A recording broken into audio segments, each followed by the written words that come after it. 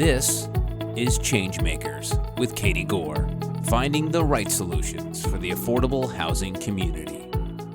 This week's Changemaker is Leonard Spicer, the Executive Director of the Newark Housing Authority, which oversees 45 developments across nearly every neighborhood in Newark, including 10 elderly, disabled, and 34 family developments, with scattered site projects throughout the city. Leonard has extensive experience in the public housing sector. He also combines his leadership from his time at the United States Department of Housing and Urban Development with a deep commitment to improving community living for the residents of Newark. Leonard, welcome to the podcast. Thanks for having me on. I appreciate your time. Thank you for being here. We've got a lot we want to cover, so I want to jump right in. But I like to start these podcasts first by really hearing about your early ramp into the industry. Would you mind sharing with us how you got started working in affordable housing? Like most people, I kind of stumbled into it. So I went to DePaul University in Chicago, Illinois. And upon graduating, like most of us, we started looking for jobs. So honestly, I thought my career path was going to be the foreign diplomatic service. So I was a major in public policy and international relations. So I applied for the Foreign Civil Service exam, and I started applying for local government around Chicago. And the first place to call me on the domestic side was the Chicago Housing Authority. And I had a manager that I interviewed with who was very analytical, very textbook theoretical. And her and I had a great conversation. I was like, hey, I want to try this. So I took a shot and started off in the occupancy department of Chicago Housing Authority as a project coordinator, which is really an occupancy specialist. And I kind of loved the nuts and bolts of it, of putting all the pieces of the puzzle together to make things happen. Because at a PHA, you're able to see everything happen from beginning to end, which is different. Well, if I can stereotype, some of the best executive directors are the ones who knew how to do everything from the ground. And being an occupancy specialist, that is really feet to the fire, isn't it? Literally. We were managing the wait list at that time.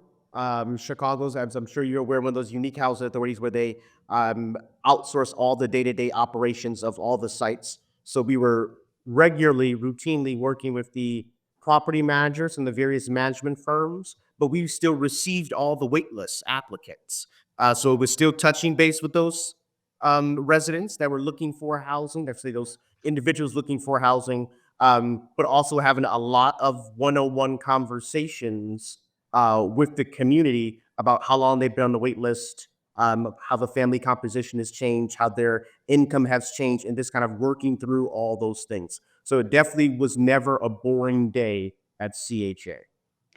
So let's talk about your time at HUD. This is an interesting sort of off-ramp moment. Um, Tell us about what you did there and maybe what you saw from that different seat, no longer in the operator role, but now in the regulator role. What was your time like there?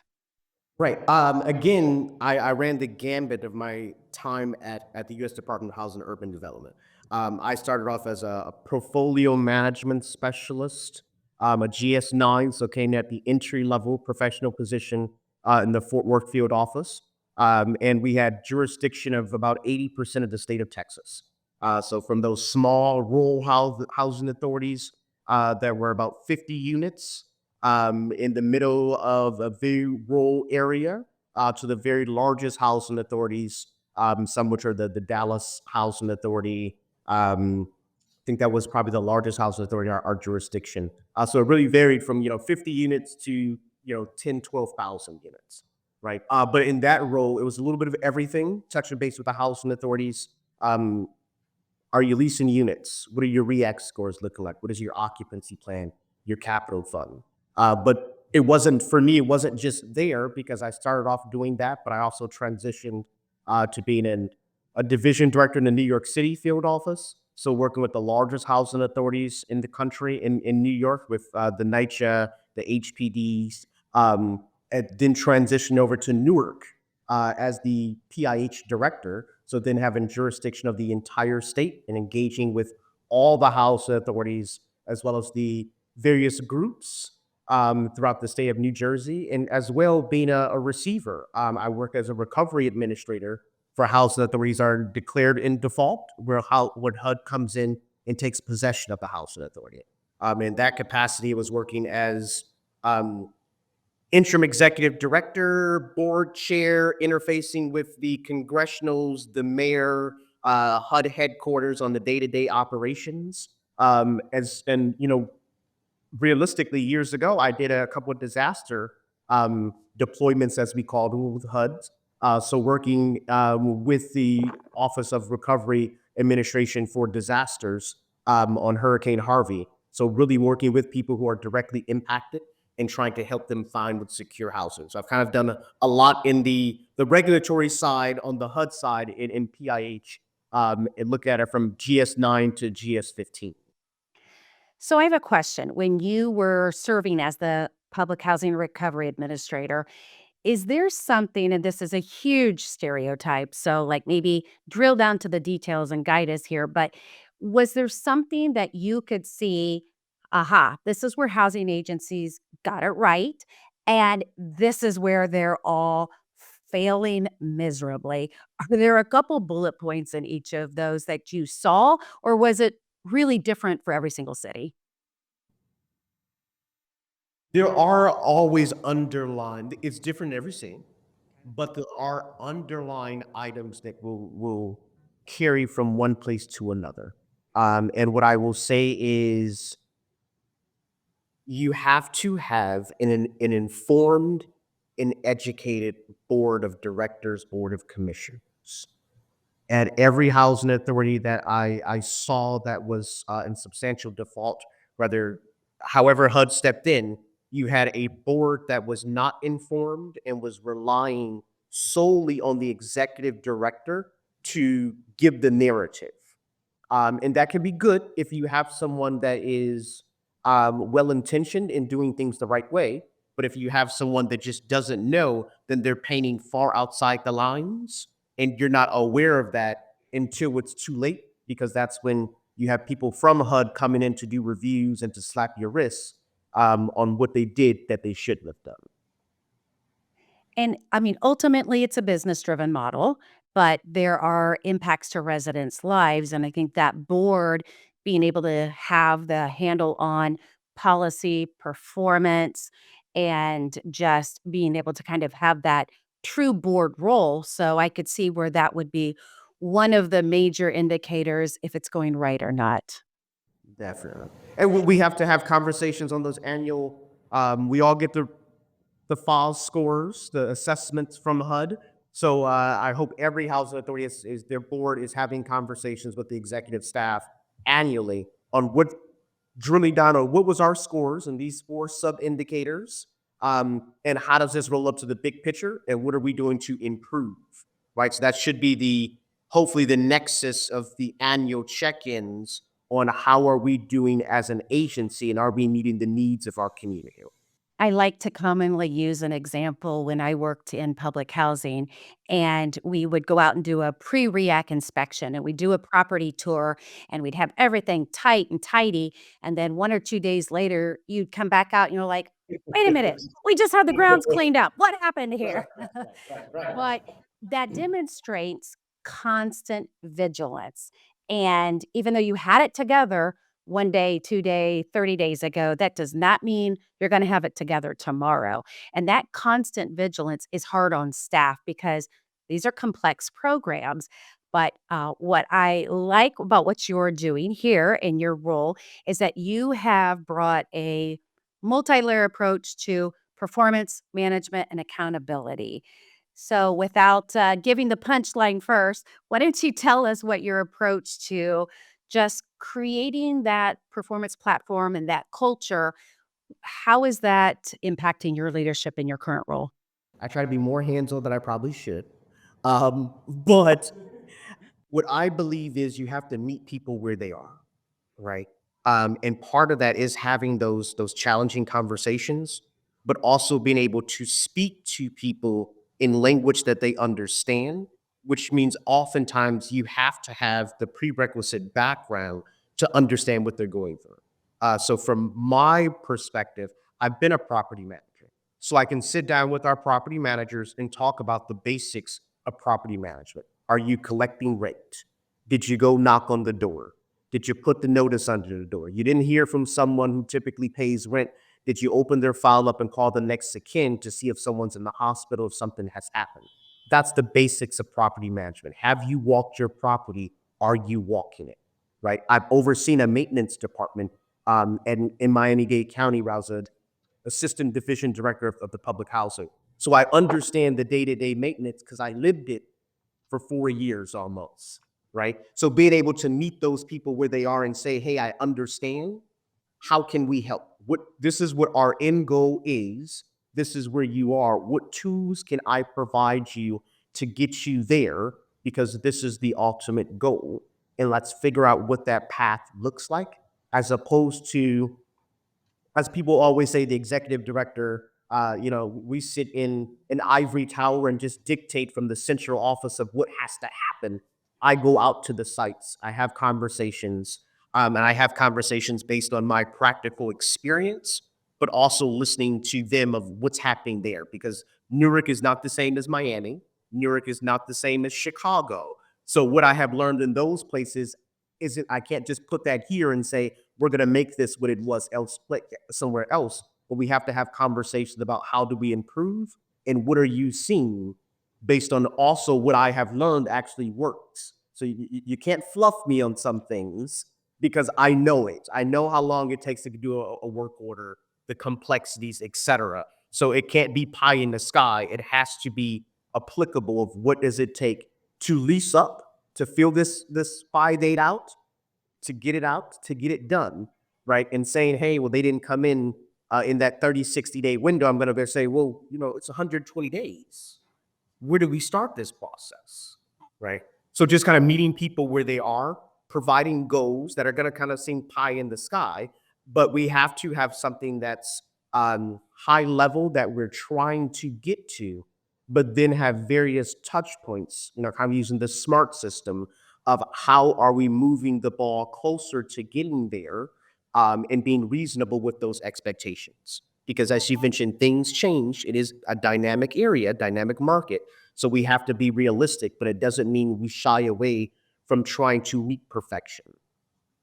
Let's talk about Newark for a minute. How long have you been there? And what are you seeing as some of the unique challenges, if you will, or some of the best practices that you're already starting to see in Newark?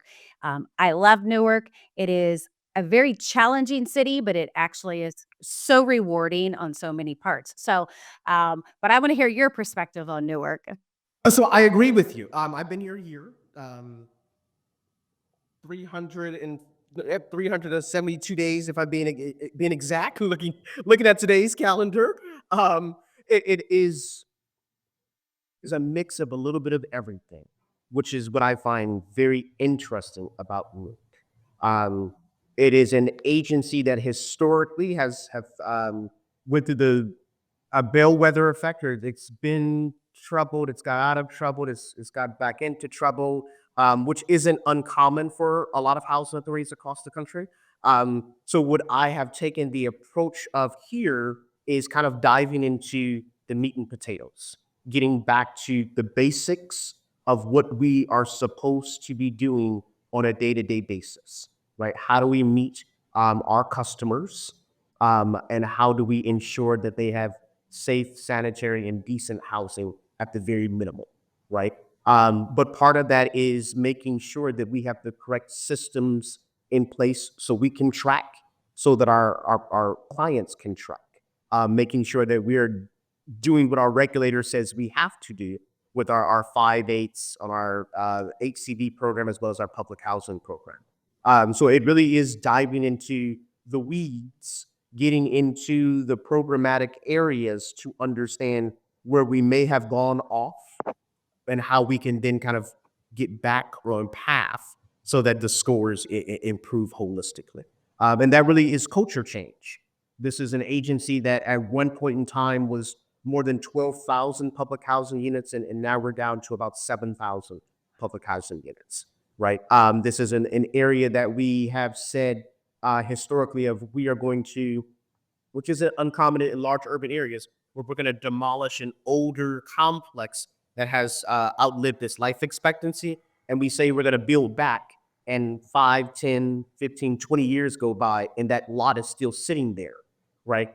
So it is about, but then RAD comes in, and now we say, hey, we can do it, but doing it then becomes a little bit of a challenge for a myriad of reasons, right? So just trying to meet our goals, trying to do what we have told people we are going to do, but also trying to do the basics of housing, property management, to make sure that we're able to get the little things done so we can focus on the big things. And that's what I do and the team that I have here do on a daily basis, as well as make sure we're effectively communicating things of that nature to just make sure the culture change is happening. Let's talk about some of your goals. What is the development platform looking like for the city? Rents are high, demand is high, all of these dynamics. What is development looking like for you and for the agency? Maybe project out and dream for us over the next 5 years what you would like to see happen. It's interesting because when I first came into the agency, I sat down with the entire agency as a whole and said, "Hey, I want us to get back to the basics. I want us to focus on our current assets, improve our current assets, and once we have done that, then move on to re-envisioning what our housing stock looks like, figuring out how we can expand our footprint in the city of Newark." What I have learned is you have to do those things simultaneously. You can't button up one and then start on the other, right? So the city of Newark, as well as northern New Jersey, there's several reports out that say there's a deficit of affordable housing to the tune of about 16,000 units, right? So that's a large gap that there's someone that needs to fill that. Um, we are uniquely situated in Newark with our assets. We have a significant number of vacant parcels that don't have a declaration of trust on them, that we can build units. We can expand our footprint without having to go through a lot of the regulatory loops and hurdles that we would have to go through if the property had a declaration of trust on it. So what I would like to see in the next three years is the housing authority expand its footprint. So that means building in our vacant parcels, acquiring assets, whether it's buying back Hope Six properties, whether it is developers that are looking to get out of those low income tax credit deals at the end of the compliance period, to acquire those assets so that we are able to step into the gap to reduce the number of affordable housing units that are needed in northern New Jersey, specifically in Newark, but really work with our development partners in this state to figure out how we can bridge the gap, right? So I want us to expand our footprint. I want us to continue to work on sustaining our current assets while looking to reposition those assets because a lot of our assets were built in the 40s and the 50s. And hey, climate change is real. People need AC here. Um, and they just weren't thinking of that 70 years ago when they built those units. And it's just not possible to put those in. So we are looking to do all those things as we focus on the basics as well. But I really want to see us expand our affordable housing footprint, work with the city, the state, the county to work collaboratively because this is not a housing authority endeavor. It's an endeavor that all of us have to take on, that all of us have to have ownership in. But as well, given who we are, we understand that we have to play as a housing authority a major role in what that looks like because that is our book of business. I appreciate hearing your balanced approach because so many executive directors are out there just develop, develop, develop, but then they are forgetting that back of house operation core. And so I appreciate hearing the balanced approach that you're realizing you got to shore up what you do best, what you have in hand, today's task, but then you're also visioning for the future. So great job in hitting both of those marks because it really is a push pull relationship, isn't it? It is. It is. And every day you're rejigging the alignment, right? So again, we have to meet deadlines according to HUD. You know, when we're going to put a chap in, when they're reviewing those, when we can go to closing. So we have to back into those dates. But equally so, which has happened since I've been here, you have significant capital needs, and you think it's fine. And then winter comes, spring comes, you start to go into those mechanical, electrical, plumbing systems, and you're going, whoa, I don't have $8 million to shore this up to get us through the next heating season, right? So then you have to reposition your timeline to say, how am I going to reposition this asset? Because it's going to be a significant monetary drain on the agency. And more importantly, I can't have people living in these conditions long term. So then you have to bring everyone back to the table and go, this is what it is. How can we move this to the front of our line of priorities as opposed to third or fourth, like we thought we were going to be able to do? And there is nothing fast about making changes in asset management because, even if you think, oh, it's just a roof or, oh, it's just, a plumbing upgrade, whew, there is nothing fast about those upgrades. And that is if you think you know what the floor plans are and what's behind the wall. When you're talking about properties from the 40s, 50s, 60s, it is anybody's guess what starts to happen. So a big endeavor there. Let's talk about Newark because there's something really interesting beyond all the fabulous dynamics of location and culture and community. But I want to talk about rent control because this is a unique dynamic for Newark.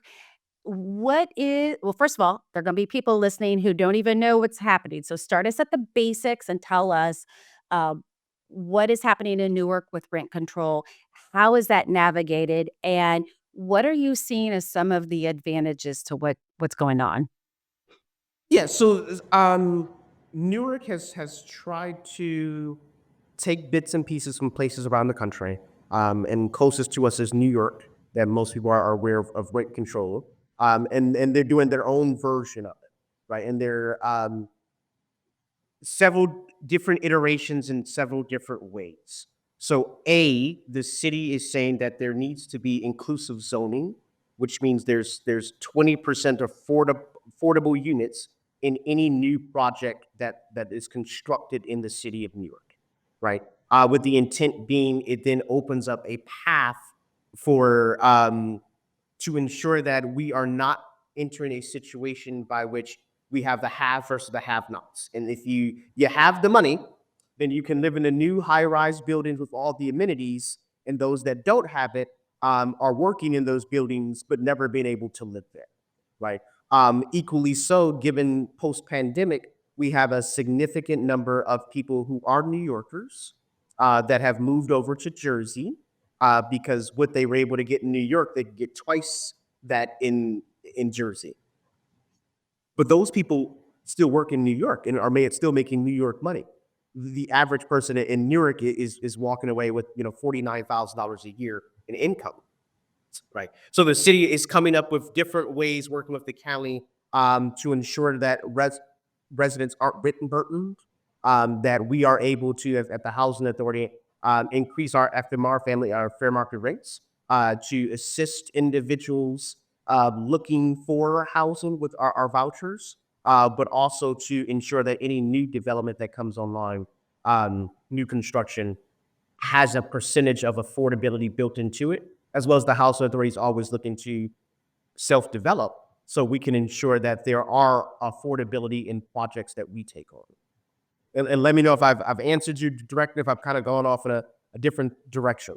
No, it's actually good because I was listening and thinking, if this works out as planned, as far as finding that great balance as far as affordability, accessibility, but not scaring off development.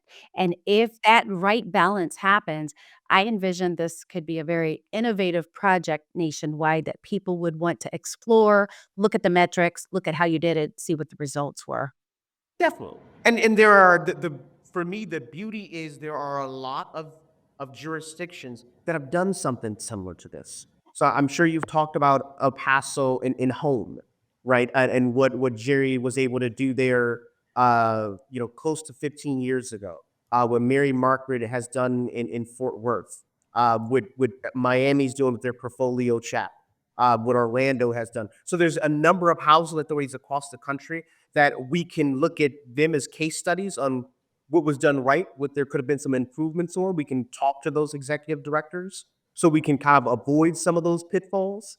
And I've been able to take my board and some of the senior staff out to some of those jurisdictions so they can see it, they can interface with those executive staff to get some of those best practices so we can avoid that. Of course, what that does is it kind of slows the process down, but I rather be slow and right than fast and wrong.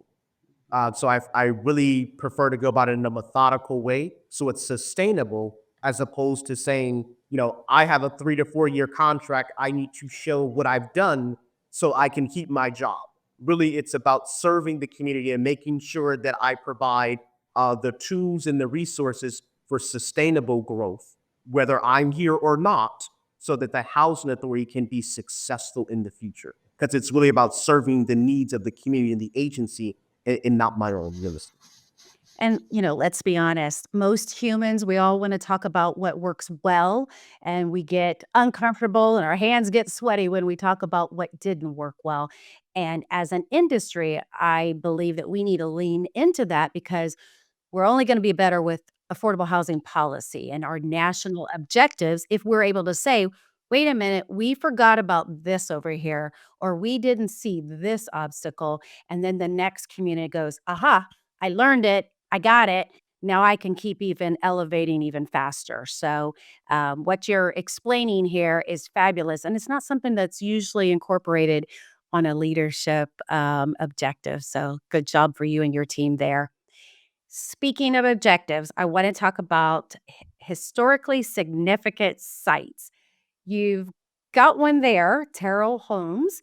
Tell us what you're learning as far as what you're going through with the process or elements that you're learning as you foster both the comfort for residents and looking at strong partnerships. Just explain what's going on and give us a lesson learned here. Right. So I put my regulator hat on when I stepped into the role for a couple of weeks. I think it's incumbent upon every executive director when they come into a position, CEO, to take a look at what have you inherited, right? And does that still meet your business need, especially post COVID, right?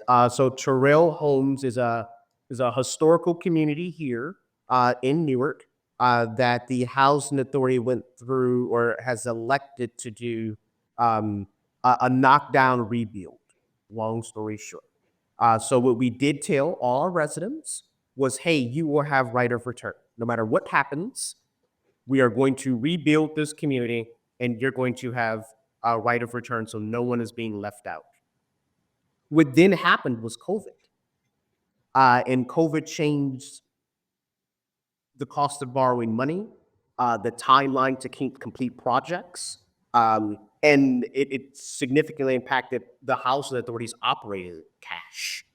So some of the timelines, all the timelines that we had for rebuilding that community have gone left. So what we have done is we were able to secure various pots of state funding that they had to help with these type of projects, and that has moved the first phase along, even though it's still a little behind schedule. But holistically, we said, hey, let's finish that phase out, and then let's all sit around the table to figure out what does this project need to look like. Do we need to envision something different than we initially envisioned in 2019, 2020?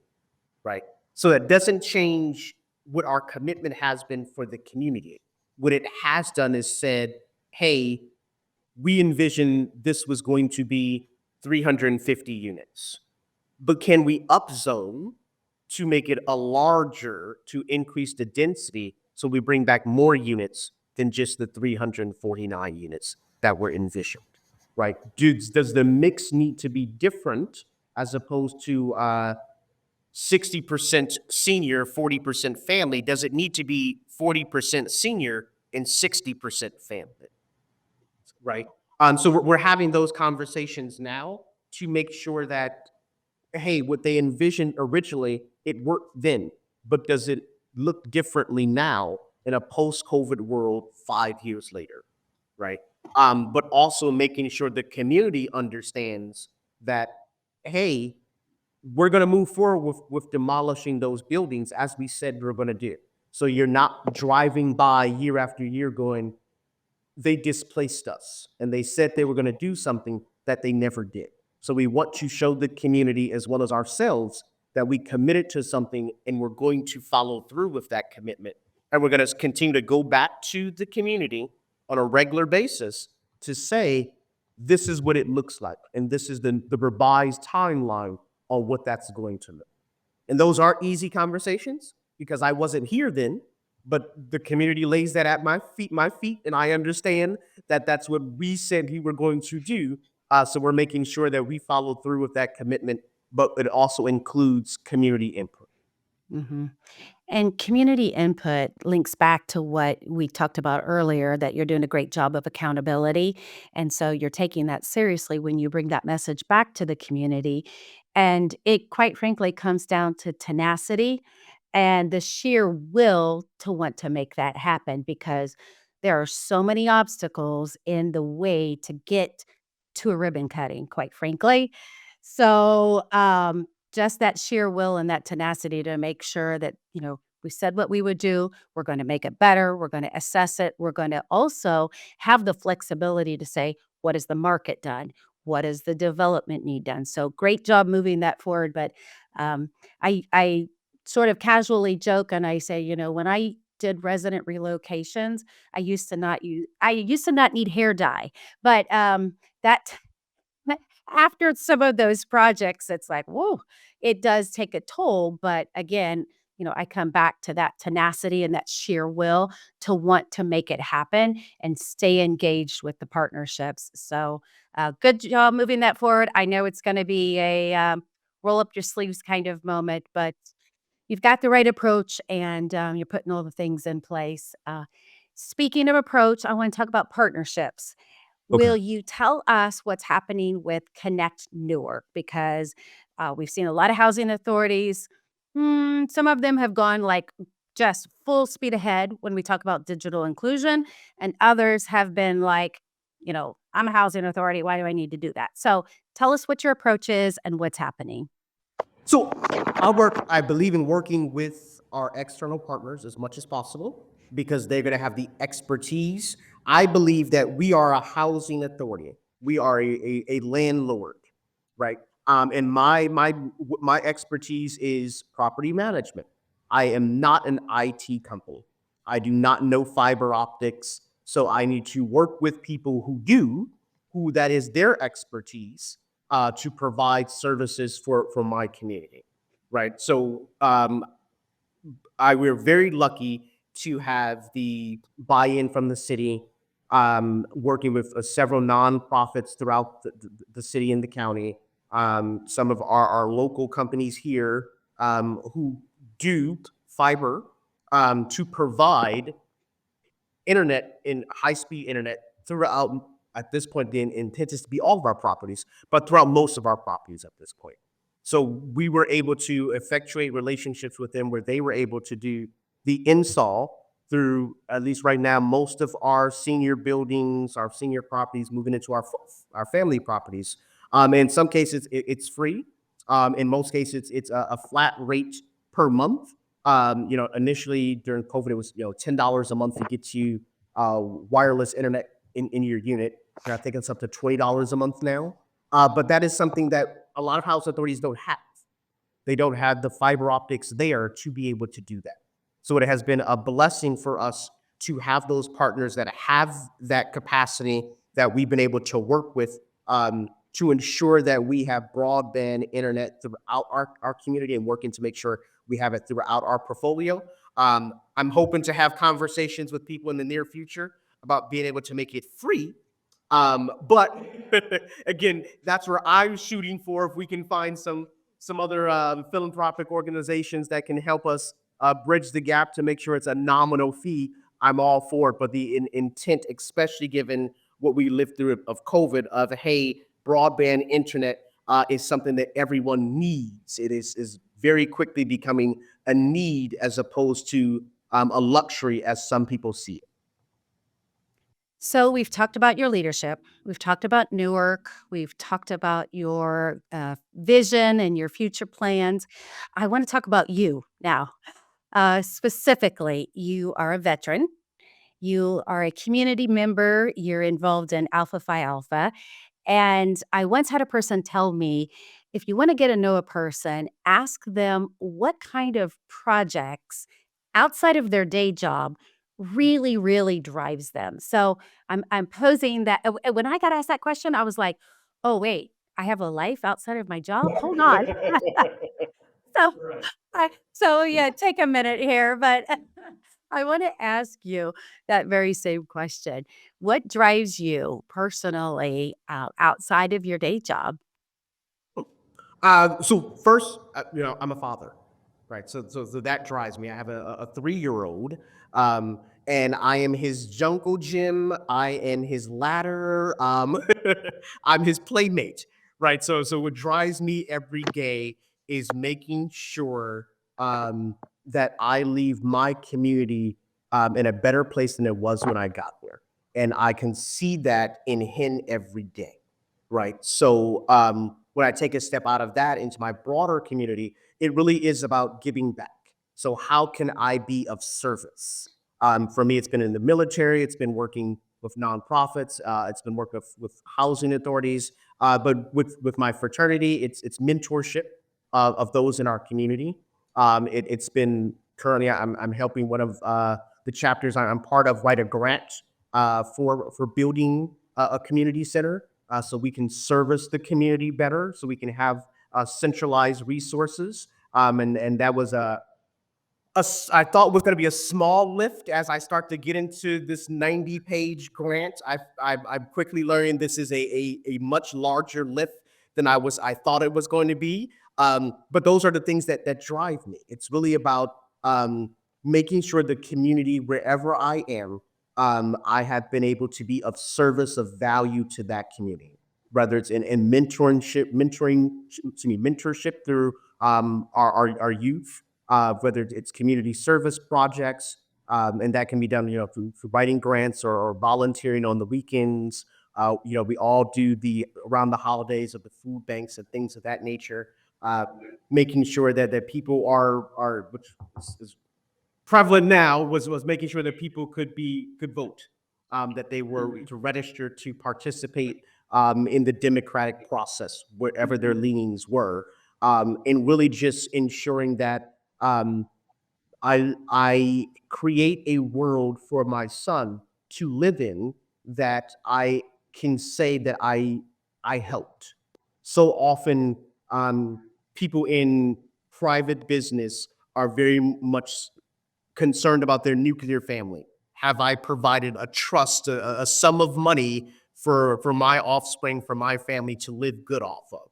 And that's noteworthy. I don't say we shouldn't do those things, but equally so, it has to be about the greater community, and the people they're going to interact with. Because as we've learned, an ounce of prevention is worth much more than a pound of cure on the background. And equally so, we can create communities by which, if we invest in people when they're younger, that we don't have to spend 5 times that much investing in incarceration, and reform programs later on in life. So I'm really just trying to effectuate communities in which we can all succeed. We all have opportunities, and however I can be of service in that community, I'm there. Th Thank you for that perspective, because it's encouraging to hear that feeding into people, your family, your staff, the community, that there is a moment where all of a sudden you're trying to help somebody else, but you're recognizing the stakes, right? If you just, stay at home and watch Netflix every night or whatever it is, but, thank you for that encouragement. It's a reminder to us all, and, those of us who have worked in affordable housing for so long, I like to say that it is a perspective of a hand up moment. And however we're doing that, it's a good reminder. So as we close out, is there anything we missed that you want to cover? We've covered a wide array, but feel free to close us out on one last note here. I think there is, and I'll touch on the differences of being at HUD, especially in a leadership position, and then coming to a housing authority in a leadership position. Because I think these groups often talk past each other and not to each other. And I think the practical perspective is because very so few of us have sat in both chairs, it's hard to understand what each one is looking for Yeah. because they both have their own set of goals that they're trying to achieve. And we have to work with each other to get there. Being that I've sat in both, what I have observed is there definitely needs to be more forms by which we can communicate with each other. Mhm. I would encourage people, if they have the opportunity, to try to sit in both chairs.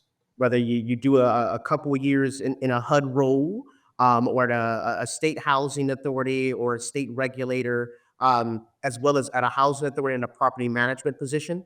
I'm sure a lot of housers can talk about when they've applied for grants and they sit down and have conversations with the people in DC about why they didn't get that grant, why they didn't get funded for that grant. And they say, well, that's not an emergency, or well, that's not life threatening. And we're going, wait a minute, how are you defining these things? Right. We have to be able to understand what it is to be a property manager, what it is to run a program, to then be able to understand what it is to regulate a program, right? And the classic example that I give a lot of people here is you can be an excellent coach, but if you never played football, if you never played soccer, it is going to be a very different conversation that you're having with your players if you don't know it because you never did. You can understand it from an academic standpoint. You can understand it from a theoretical standpoint.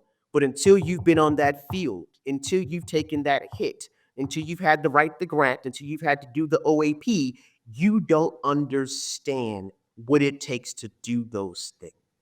So we have to be able to have serious, in-depth conversations with those people that sit in the regional offices, with those people that sit in DC about what it is to be a practitioner of the program as opposed to just time to regulate the program. And equally so as those sit at the housing authority, we have to understand what those people in the regional offices as well as DC are trying to effectuate and how we can help back them into the reality of it and figure out what the happy middle ground is because it can't be everyone has to be at 96% utilization. Everyone has to be at 95% occupancy. That may not be realistic in a 9-month time frame. So how can long term we get there and everyone is able to be part of that process? So I would say that. I completely agree. You've made an important distinction, and you're probably one of the few that has the microphone and the experience to be able to make that distinction. So, and the reality is, when you create an arbitrary baseline or expectation, that doesn't always play out in reality. And so there has to be a point where to say, okay, so here's the gaps. Now, how do we solve these gaps? Or what is the expectation from my community? Still being compliant, but realistic. And you're right, those conversations are not happening. And I know based upon the fans of Mr. Leonard Spicer, the people who are going to be listening to this are in both of those worlds. So that was a great inclusion for them to all hear. Well, thank you so much for the time. This has been great. I appreciate what you're doing in Newark and your leadership there, and you just bringing a well rounded level of experience to housing from both chairs. So thank you so much. Thank you for your time. I really appreciate it. Thanks for listening to Changemakers with Katie Gore. To find out more about Katie, go to quadel.com. That's QUADEL.com. This has been a production of Forbes Books Radio.